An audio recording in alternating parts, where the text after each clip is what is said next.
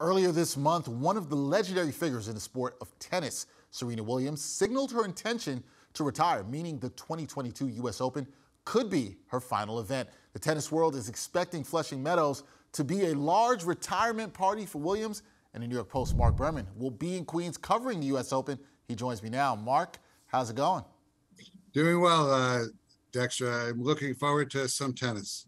Yeah, looking forward to some tennis. We're used to always talking Knicks, but we're going to talk some tennis here, so this should be fun. So, Marc, as we gear up for this year's US Open, I assume that all the talk and hype around this tournament is going to be about Serena. So we learned on Thursday her first opponent will be Danka Kovinic. What's your reaction to her draw? Great draw for Serena Williams. She's unseeded. She's ranked 407th, so she could have gotten any of the top seeds in the first round. She gets a player who's ranked 80th. She's from Montenegro, but the style of her play suits Serena. She's one of those players who goes for a lot.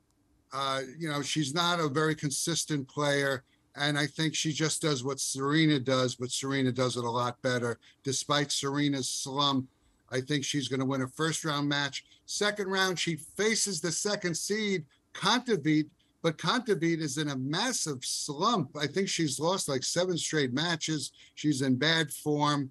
If she gets by Kontaveit, third round could be Leylah Fernandez, who was the surprise Cinderella story of 2021, making the finals. She was a fan favorite last year, but not against Serena. I think that Serena could get to the third round.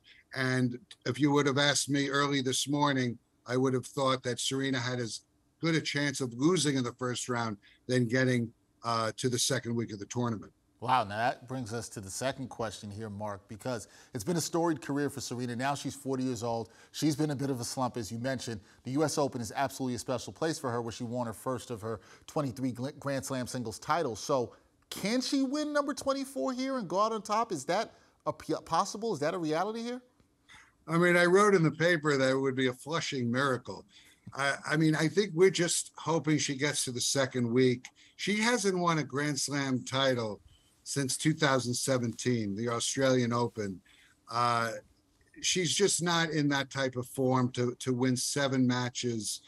But listen, it doesn't matter. She's not going to probably tie the all-time record of 21 majors held by Margaret Court, but she's still going to go down as the greatest women's tennis player of all time.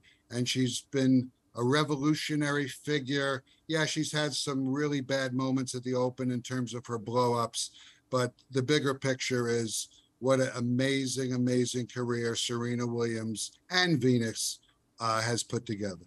You mentioned the record of 24 Grand Slam single titles with Margaret Court. And Marc, you've been around the sport of tennis for a long time. So win or lose here in New York, what do you think about Serena's impact on the sport of tennis? You already mentioned that you think she's the greatest women's tennis player of all time, but what do you look at her legacy and impact on the sport of tennis?